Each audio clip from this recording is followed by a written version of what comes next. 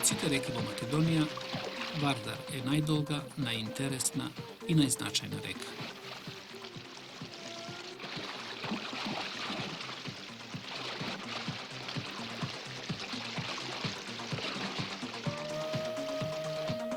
Ова е нејзиниот извор.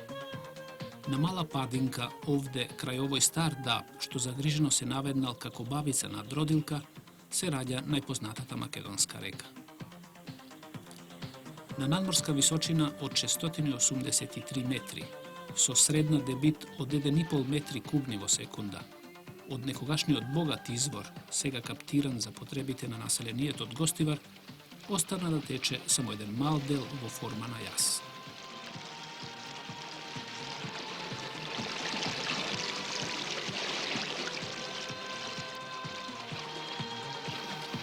Овде е почетокот. Во ова орманче со елии по некој даб и споменикот од народно-ослободителната борба со двете бисти на првоборците Слободан Пеповски и Злате Дамјановски, водата од реката тргнува на долг пат од околу 378 километри до утоката во Егејското море. Од нив 301 километар кривулест пат минуваат овие бистри како солза пенливи води, ту во клисури, ту во долини низ нашата република. Долг пат е тоа и напорен. Но ние решивме да го минеме со телевизиска камера в раце, со намера да забележиме се што е од интерес за нашиот телевизиски гледач. Се разбира, изборот на кадрите ќе го правиме заеднички, повеќе мина членови на нашата екипа. Во својот почетен дел од текот, поради големиот пат на водата кој наместе изнесува и повеќе од 4 промили, Вардар има скоро пороен карактер со голема ерозивна и транспортна моќ. Во минатото бил користен падот на водата. Реката Вардар има композитна долина. Во својот тек низ нашата република минува низ 5 котлини и 4 клисури.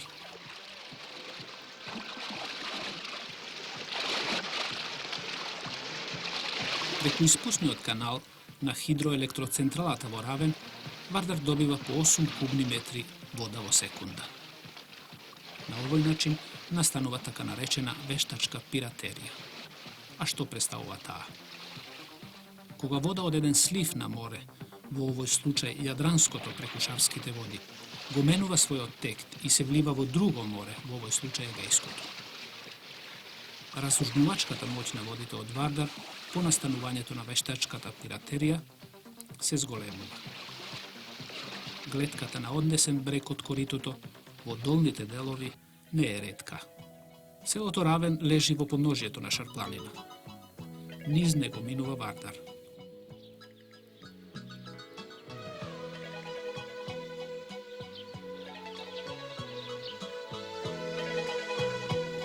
Еден јас не одведе до една воденица на која имаше катанец.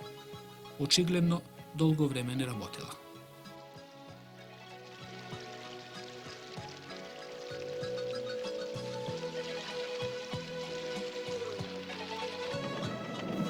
Но за да не убеди газдата во незината исправност, веднаш се зафати со работа и ја пушти во погон. Од сомленото пченкарно брашно дури ни понуди за бакрдан, фалејки го дека е благо како шеќер.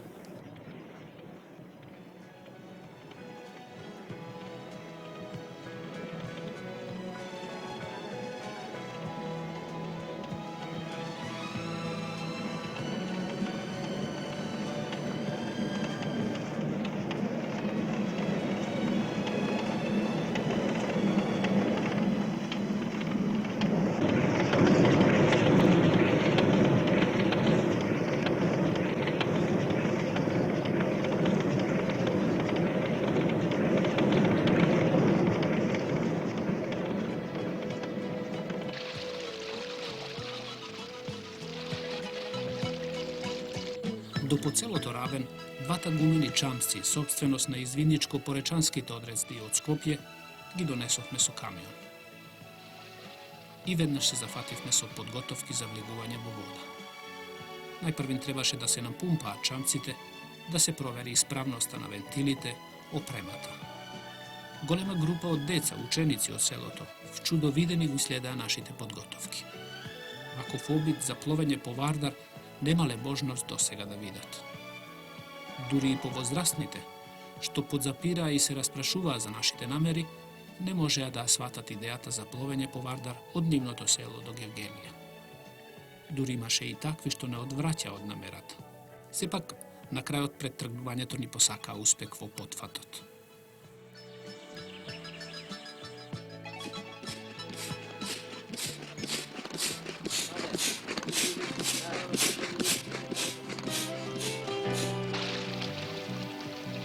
Освен членовите на телевизиската екипа, во реализацијата на пловењето по Вардар ќе ни помагаат уште и извидниците кајакари Коста Иванов, Светислав Аџиќ, Душко Бошковски и Васил Чорбаџиев.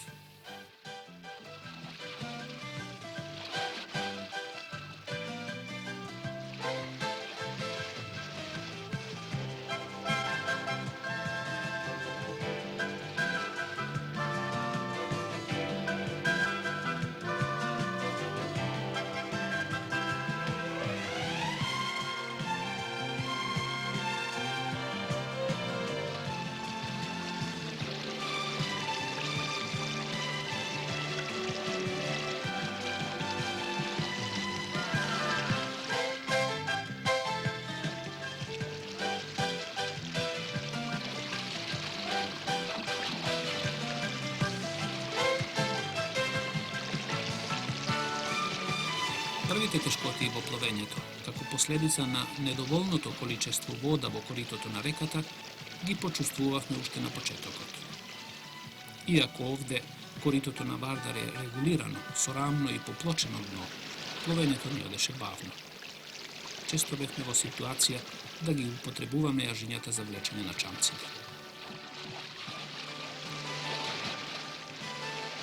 И за случајните минувачи по мостот, што ги поврзува двата краја на Гостивар, минувањето на чамците представуваше изненадување и предизвикуваше љубопитност.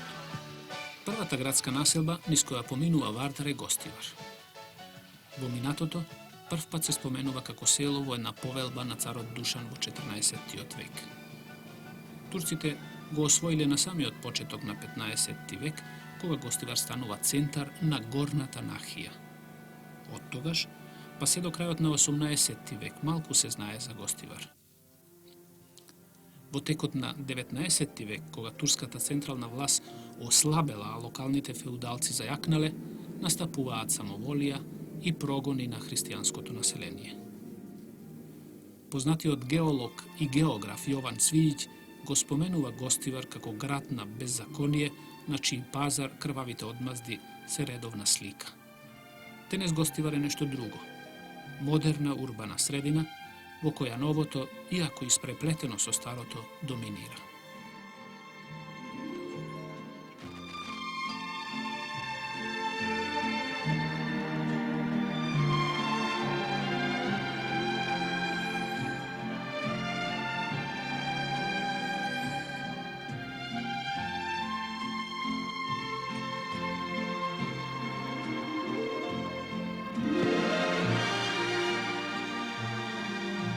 Само на еден план гостиварчани малку сторили.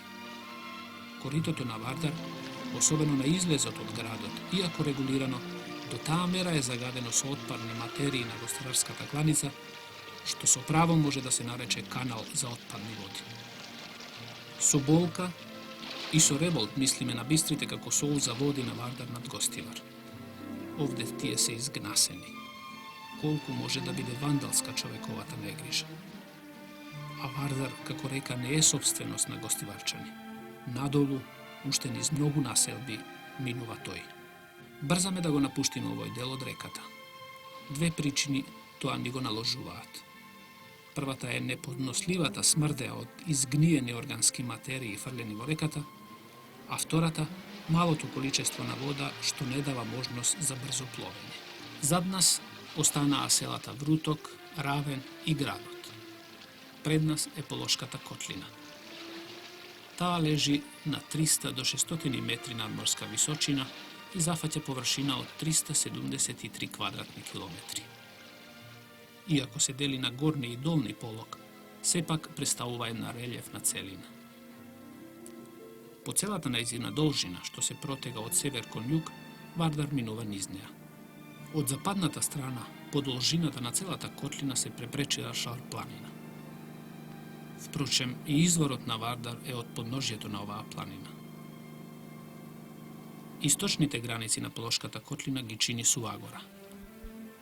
Оваа планина е без шумска вегетација, а причината за тоа лежи во варовниковиот состав на земјиштето, кој е непогоден за ниски и високостеблени шуми.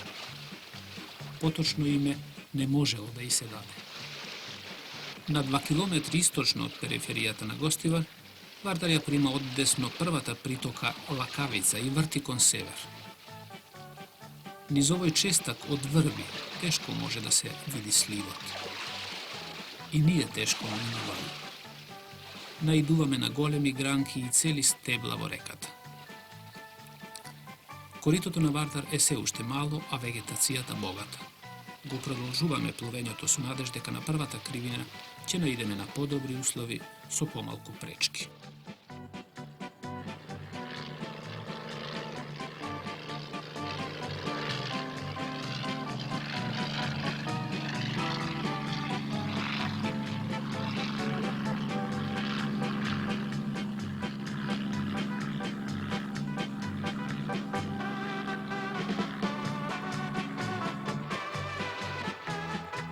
Навлегуваме длабоко во полог. Песламе и тешко се пробиваме низ врбовите дрва, што ги има, како што забележувате, во изобилство од двата брега на реката. Тие овде имаат многу важна улога во заштитувањето на брегот од одронување. Наносен материјал од реката среќаваме насекаде. Но помеѓу селата Форино и Чегране, десно од коритото на Вардар, на некои места, акумулирајќи наносен материјал, Вардар го издигнал своето корито до нивото на околните ниви.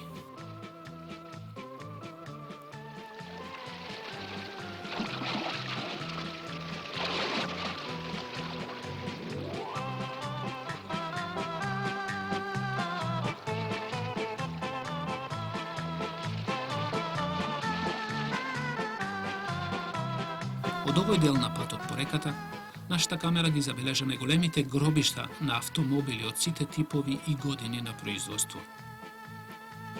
Тие лежат од двете страни на коритото, исполнети со камења, со единствена задача да го заштитуваат брегот од одронување. Во тоа им помага и малиот воден пат на реката, кој овде изнесува само 1,4 промили.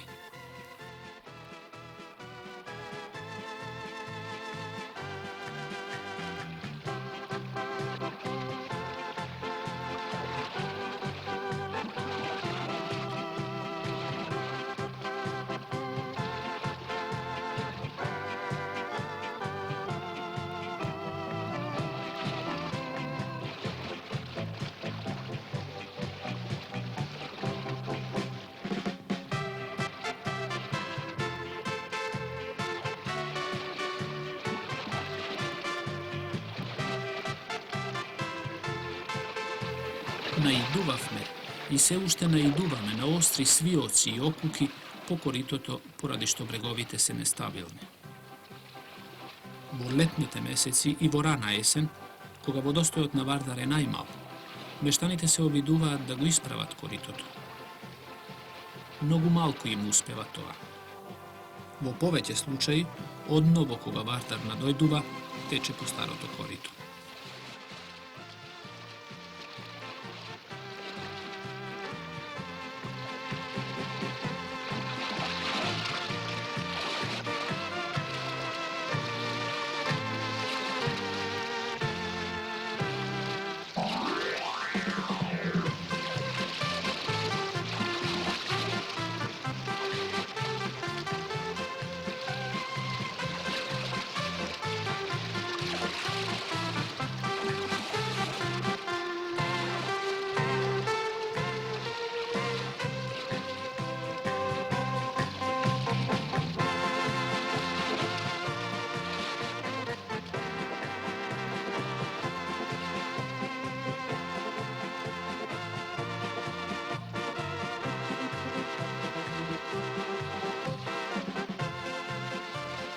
Gravot što se odgledува во Полошката котлина, познат уште и како Тетовец, поради добрите особини што ги поседува, многу е баран. Водата од Вардар што се користи за наводнување на нивите во Полог, многу придонесува за квалитетот на Тетовскиот граф.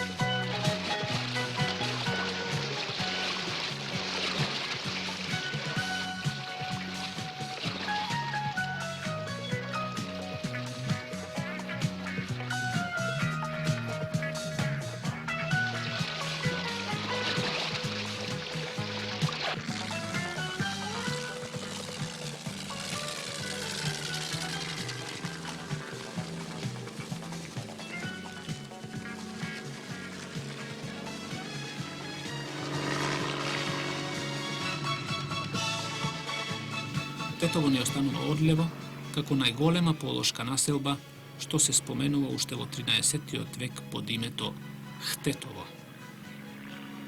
Тогаш во него се наоѓал богатиот манастир Света Богородица, во кого во 14-тиот век се одржувал голем панаѓур.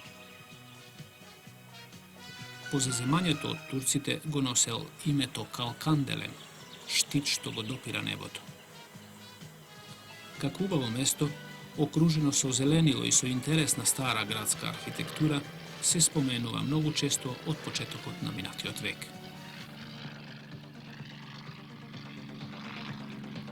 На високиот рид Баалтепе, што стрмно се издига над Тетово и над реката Пена, стојат урнатините на средновековната манастирска црква Свети Атанасије.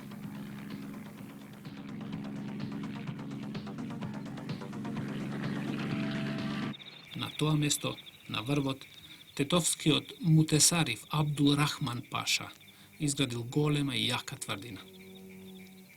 Според преданието, тврдината била градена околу 20 години, а била завршена околу 1810 година со чудесна убавина и цврстина. Но по наредбата на султанот, тврдината била урната веднаш по завршувањето, а Абдул Рахман Паша бил повихан во Стамбул, од каде што повеќе не се вратил.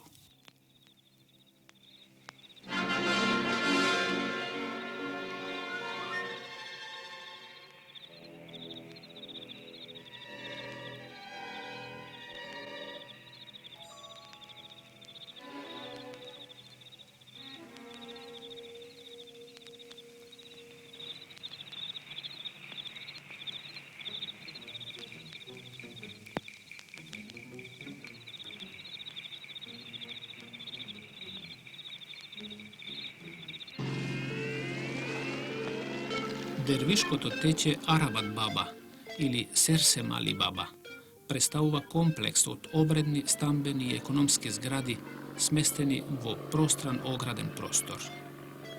Однадвор гледано остава впечаток на тврдина.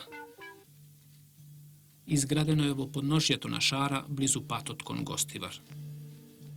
Го изградил Реджеп Паша од моќното семејство на тетовски паши, кои владееле со големи територии кон крајот на 18-тиот век. На тетето му биле дарувани големи поседи, села, чифлици, куќи и дуќани во Тетовско, како и во Тирана, Елбасан, Солун и Цариград.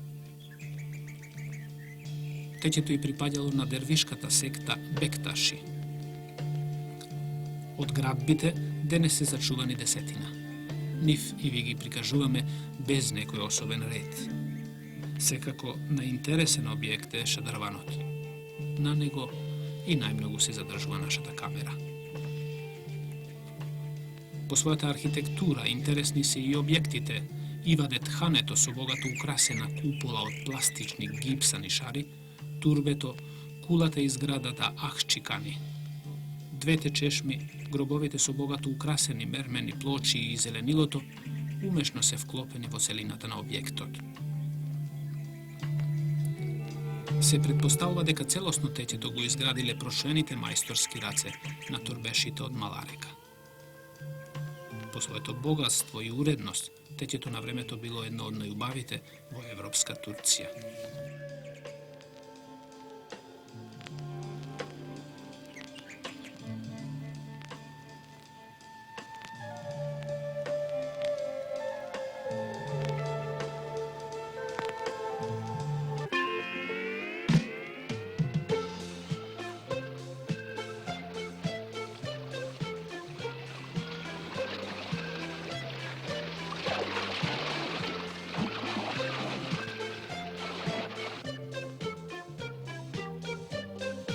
Шарена џамија е изградена во 17. век на десниот брег од реката Пена. Интересна е по своите сликани украси однадвор и однатре. Особено живописна е јужната фасада.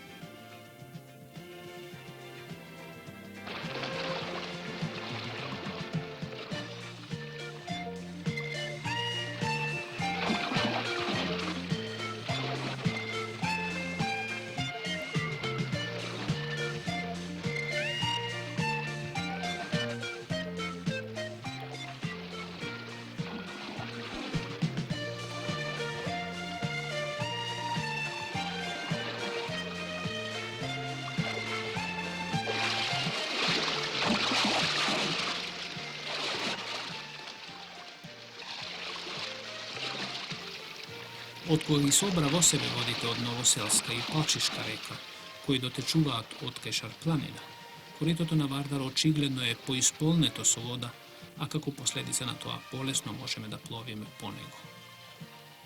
Пречките што не следеа во горниот тек на реката и овде ги има, но стануваат се помали. Од овде надолу, коритото на Вардар е потиснато под југоисточната котлинска страна на полог, непосредно под Сувагора.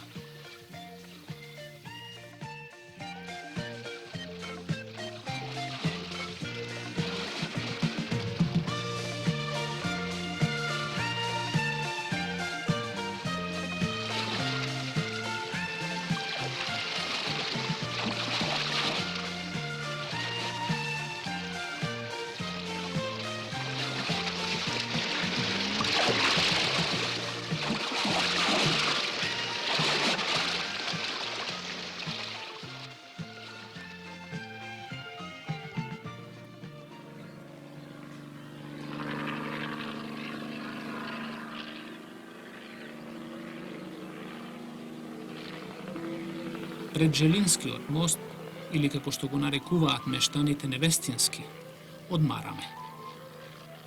Го слушаме раскажувањето за тоа како одобил мостот името. Во минатото, многу жители од гостиварските и тетовските планински села својата екзистенција наоѓале во одењето на печалба. До овде, до овој Невестински мост, жените ги испраќале мажите, девојките ергените, а мајките синовите. И веројатно при разделбите имало многу солзи. Го минавме мостот, а сепак ја продолживме расправијата за него. Сакавме да пронајдеме одговор на прашањето кога е граден и од кого. Пишан материјал не сретнавме, иако веруваме дека неговата изградба е од турско време.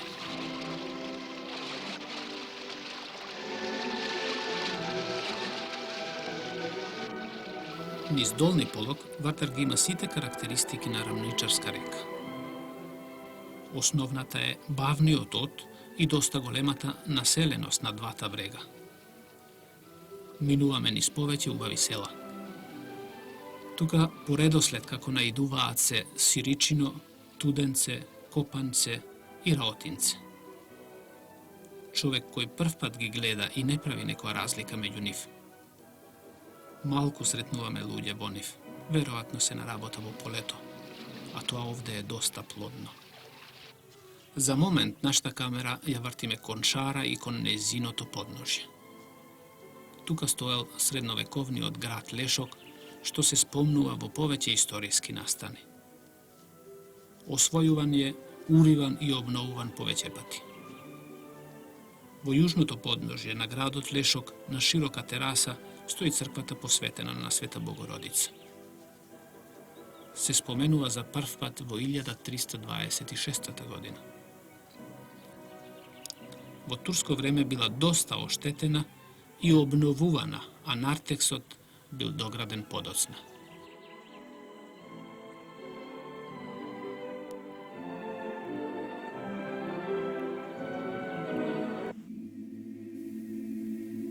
Има три пласта живопис. Од 14 век, од 17, кога црквата ја обновил епископот Никанор, и третиот, најгорниот, сликан во 1879 година. Со доаѓањето на јеромонахот Кирил Печиновиќ во 1818 година изградени се и манастирски конаци. Во манастирскиот двор се наоѓа и гробот на овој познат македонски просветител. Ќе се подсетиме на активноста на Печиновиќ како основач на школи за младина, како основач на манастирска библиотека во Лешок и како писател што се служил со јазикот на својот роден крај. На надгробната плоча на Печиновиќ стои текст што самиот си го составил.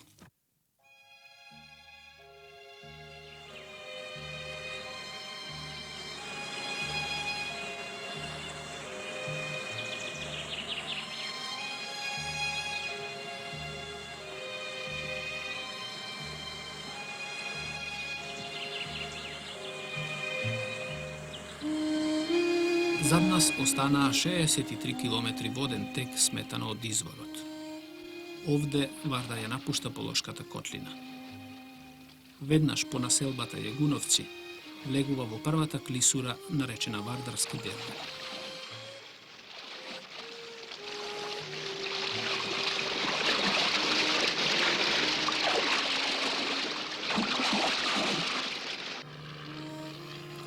Ја наречуваат уште и Жеденска клисура поради планината Жеден што стрмно се издига од десната страна на клисурата.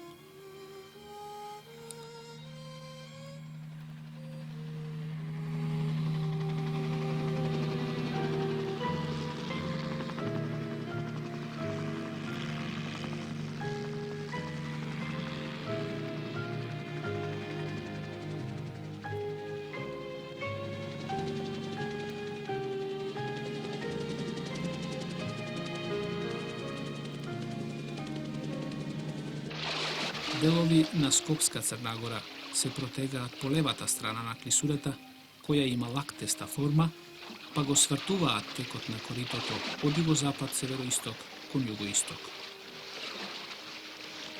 Речниот пат, кој во котлинскиот дел изнесуваше 1,4 промили, веднаш по влегувањето во клисурата се зголемува на 4 промили. Оттаму и бучењето на водата што се слуша. Да кажеме и тоа, дека должината на Жиденската клисура изнесува 21,5 километар.